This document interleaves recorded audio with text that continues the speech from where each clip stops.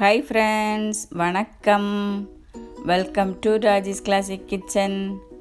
இன்றைக்கி நம்ம அரிசி பொங்கலுக்கு பதிலாக ஓட்ஸ் பொங்கல் டேஸ்ட்டாகவும் ஹெல்த்தியாகவும் செய்கிறது எப்படின்னு பார்க்கலாம் வாங்க.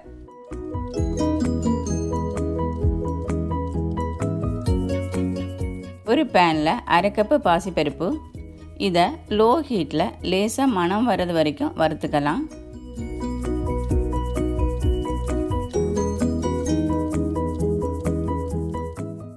இதை இப்போ தண்ணி ஊற்றி நல்லா வாஷ் பண்ணலாம்.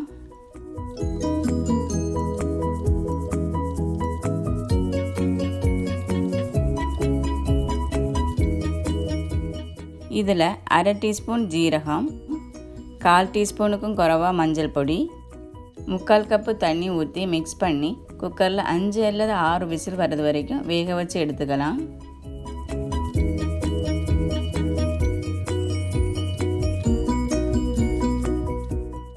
ஒரு கப்பு முழு ஓட்ஸ் எடுத்திருக்கேன். இதை ஒரு 2 நிமிஷம் வறுத்து மாற்றி வைக்கலாம்.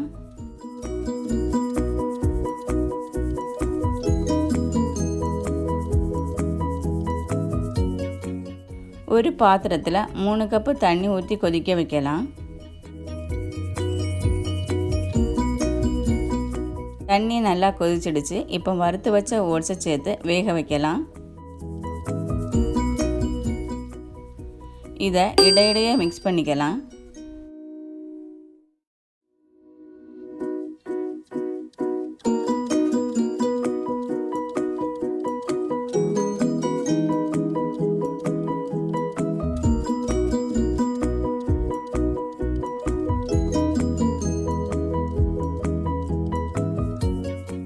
இது நல்லா வெந்து இது போல் கட்டியாக வர கிட்டத்தட்ட ஒரு 8லிருந்து 10 நிமிஷம் ஆகும்.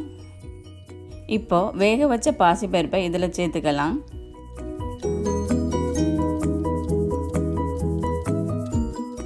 தேவையான அளவு உப்பு சேர்த்து நல்லா மிக்ஸ் பண்ணிக்கலாம்.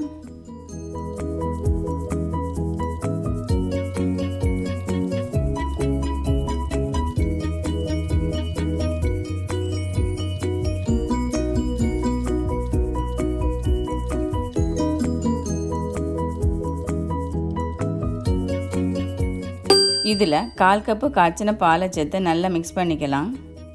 பால் சேர்க்குறப்ப நல்ல டேஸ்ட்டாக இருக்கும்.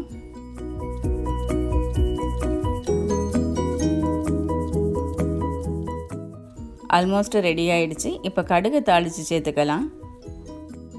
அதுக்கு ஒரு பேனில் 1 டேபிள் ஸ்பூன் நெய் சூடானதும் 1/2 டீஸ்பூன் கடுகு, 1/2 டீஸ்பூன் ஜீரகம், 1 டீஸ்பூன் பொடியாக கட் பண்ணின இஞ்சி, 2 காய்ந்த மிளகாய், இதை பிச்சு போட்டுக்கலாம். கொஞ்சம் கருவேப்பிலை சேர்த்து நல்லா வதக்கலாம்.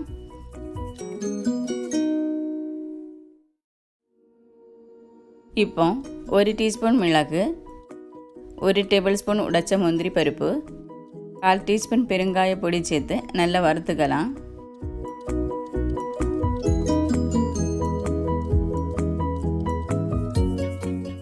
இதை இப்போ பொங்கலை சேர்த்து நல்லா மிக்ஸ் பண்ணிக்கலாம்.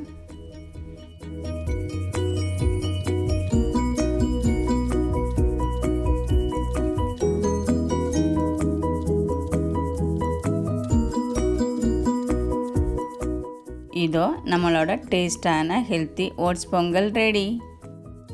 தேங்க்ஸ் ஃபார் வாட்சிங். இந்த ரெசிபி உங்களுக்கும் பிடிக்கும்னு நினைக்கிறேன். இதை நீங்களும் உங்கள் வீட்டில் செய்து பார்த்துட்டு கமெண்ட் பண்ணுங்கள், லைக் பண்ணுங்கள், ஷேர் பண்ணுங்கள்.